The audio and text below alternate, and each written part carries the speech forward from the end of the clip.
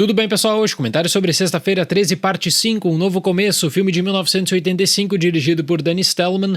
Mais um vídeo da série de críticas da franquia Sexta-feira 13 aqui no canal. O link da playlist está na descrição do vídeo. Sexta-feira 13, parte 4 foi então moldado e promovido para ser o último filme da franquia Sexta-feira 13, só que conseguiu um resultado de bilheteria espetacular.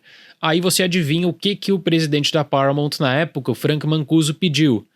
Claro que pediu mais uma sequência, e com isso ele até acabou gerando um conflito com o seu filho, que tinha sido produtor dos 3 filmes anteriores e que então tinha desenvolvido esse final para o Jason. Aí o Frank Mancuso Jr., na parte 5, ele acaba tendo que acatar essa ordem de fazer mais um filme. Ele não se torna produtor, ele se torna uma espécie de supervisor, apenas para garantir que em março de 1985 esse filme estaria nos cinemas. E se você pegar desde o lançamento da parte 4 até o processo de pré-produção, da ideia desenvolvida, gravações, montagem e lançamento, nós estamos falando aqui de um período de apenas 11 meses. E pela primeira vez, com a parte 5, a Paramount começou a especular um projeto de longo prazo para a própria franquia Sexta-feira 13. Muitas pessoas envolvidas na produção da parte 5 dizem que seria então o começo de uma nova trilogia, então que resgataria tópicos de Sexta-feira 13 até a parte 4, e aí 5, 6 e 7 seriam outros filmes com uma outra dinâmica quanto a antagonismo. Isso acabaria se tornando um grande problema, porque hoje eu sinto que essa ideia pro cinema contemporâneo estaria muito mais atrelada, quem sabe, a um spin-off, mudando uma coisa que outra, porque a identidade da franquia Sexta-feira 13 ela estava também em torno da figura do Jason, e o que o Jason representa. É a mesma coisa de Halloween, você não faz um Halloween sem Michael Myers. É difícil fazer um Sexta-feira 13 sem a presença do Jason. É difícil até pensar ressignificar Jason, por isso que para continuar com esse vídeo eu preciso deixar um aviso de spoilers, o filme de 85, mas eu sei que muitas pessoas acabam pegando as críticas também e acabam depois assistindo, pegando como recomendação.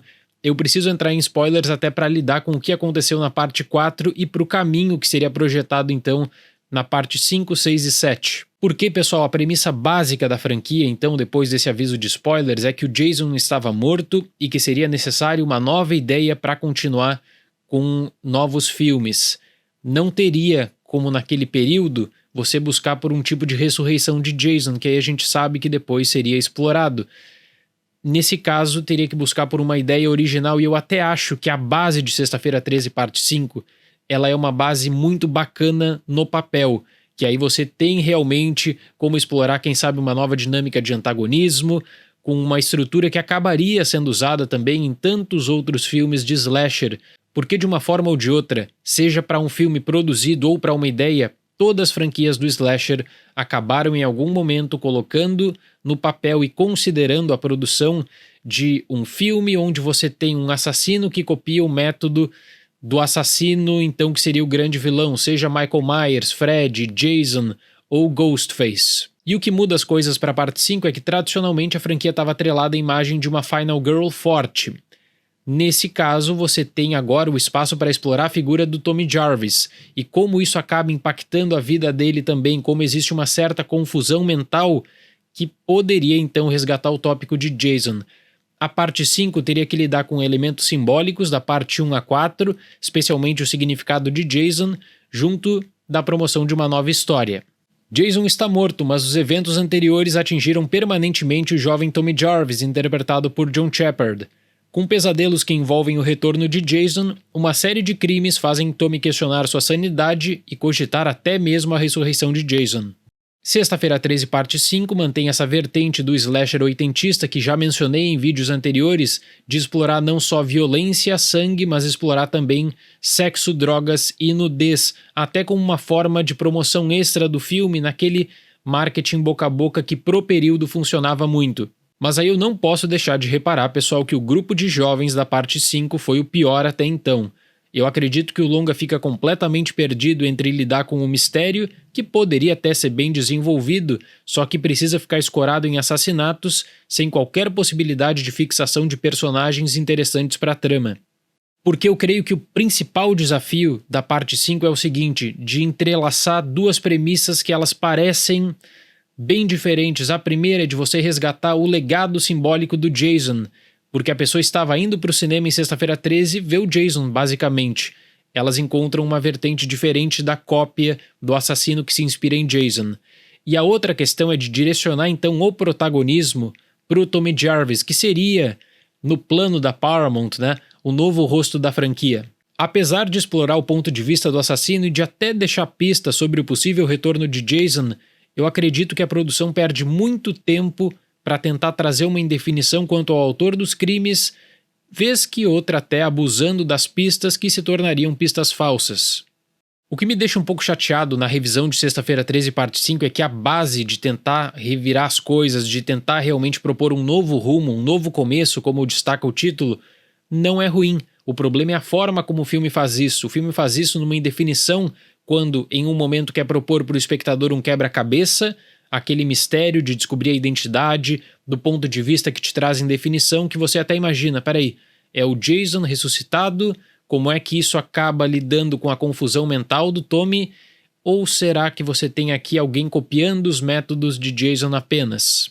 O problema é que não dá para aguentar os minutos finais desse filme, porque com a revelação do antagonista você tem, por exemplo, essa passagem bizarra do trator direcionado para ele, sendo que ele fica parado como se fosse um bonecão de posto de gasolina.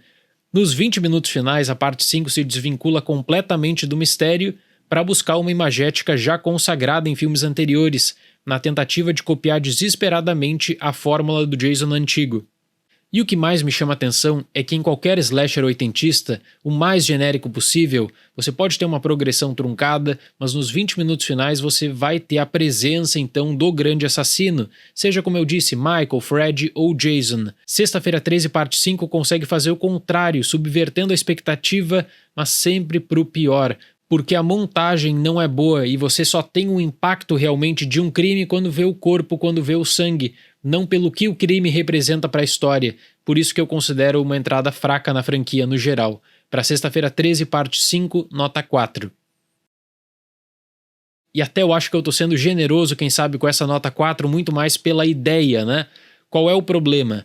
Que a parte 5 não teve um bom resultado de bilheteria. A Paramount tinha um plano de um novo começo para a franquia com a parte 5, como eu falei, seria então o primeiro filme de uma nova trilogia. No entanto, o público não estava feliz de ver esse retorno de um Jason que não era o Jason, e aí para a parte 6 as coisas mudariam completamente, e aí pela primeira vez quando a Paramount tinha um plano de franquia para Sexta-feira 13, teve que abandonar. E isso eu vou discutir no próximo vídeo, Sexta-feira 13, parte 6, tá bom? Muito obrigado pela atenção, até mais e tchau!